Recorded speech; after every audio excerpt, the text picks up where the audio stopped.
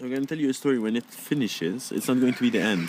Okay. It's just something that kind of affected my job and how I think about things. So I'm from Lebanon, and I went to live in Paris to do my master's in psychology and then my PhD in neuroscience.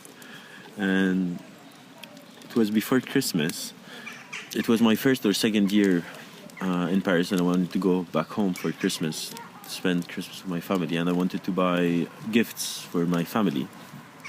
I work a lot on pseudoscience and coincidences and how our brain invents an order in the world to make it make sense, because the world doesn't really make sense, and our brain are storytellers that build stories about the events that happen in our lives to make them make sense, even if they don't. So for example, I don't know, you're dating someone and you're thinking about that person, and they call you and you're like, oh, I was just thinking about you, we're soulmates, this is so amazing.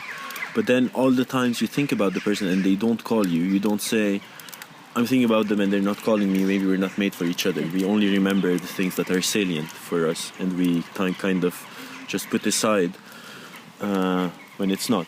And so I was working on these kind of things, how we build order out of randomness so that we can handle the world and make it make sense and be able to live every day, otherwise we'd go crazy. And I wanted to buy a book for my dad. I had a patient at the hospital, and it wasn't going very well because she was feeling very down, and I couldn't leave, and I was so late, and I hadn't eaten. So I went out from the hospital to go get a sandwich and then go back to see the patient. And it was really sad that I knew that I'm going to stay late enough that I won't be able to get the book for my dad. But I couldn't leave the patient to go get a gift, and I thought that I'd just tell him that I couldn't get you the gift. So I went to grab a sandwich. On my way back, there was this old lady with a shopping cart, and she's looking around, kind of lost. And I had just kind of come from Lebanon, and I was like, I want to help everyone and talk to everyone in the streets and everything. So I will go up to her and I say, do you need anything? Are you looking for something? And she's like, yes, I'm looking for the hospital, and it's the hospital where I work. So I thought, I said, oh, then why don't you walk with me? I'm going there, and I'll take you, and tell me which building you want to go to. It's a big hospital. It's one of the biggest hospitals in Europe. She's like, oh, you're so nice, and she starts walking with me. And when we get to the door of the hospital, I tell her, yeah, the hospital is here, and she's like, oh, I just remembered that I have to go somewhere else. But do you read? And I go, yeah, I read. I know how to read. It's like, I bought a book for my nephew, and he has it already, so I think I'm going to give it to you. And so she puts her hand in the bag and gives me the book that I wanted to buy for my dad. The exact same one that I wanted to get him. What are the odds? So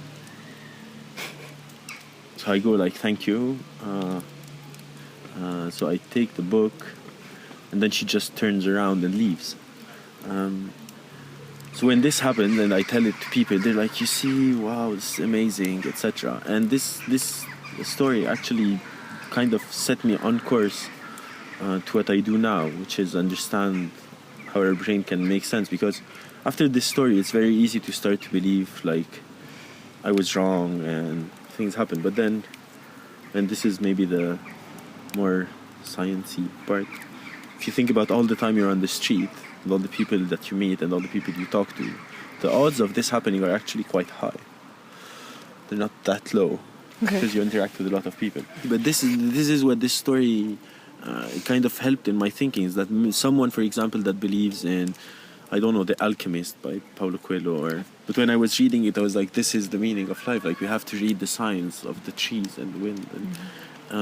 And if someone believes this, and then something like this happens to them, and it could. I've been alive for 34 years almost, and it has happened only once, which is quite a good ratio. It is quite a rare event, but when you think about it, we are 7 billion people on the planet. Yeah.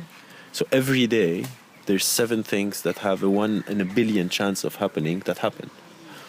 which is 1 in a billion, is quite a little. So if someone was thinking in terms of The Alchemist and things like this, for them that's the ultimate proof to believe it. You need one apparently extraordinary event to have someone change completely their thought process.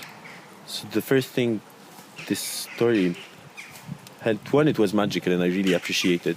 So I learned how to appreciate ordinary things without it being supernatural to enjoy. Second, it helped me understand how much context is important, because depending on your framework, your mental framework, you can change how you interpret whatever happens with you. And the third thing is that now whenever I'm in a library, I try to buy someone a book. So I actually randomly buy books for people. If I go, for example, to a bookstore and I see someone looking at books and I don't know, I feel like they can't afford it, or they're looking, for example, I read comics, and a young person, I don't know, 14 or 13 is getting a volume of a comic, I try to buy them the next one. I literally follow people in a bookstore and I see that they have number 1. I get number 2 and I stand in line behind them. And then I go, and this is yours. I usually give it and leave, because I don't want people to feel like bad or as if they owe me something. So I just give them the book. I don't say anything and I just walk away.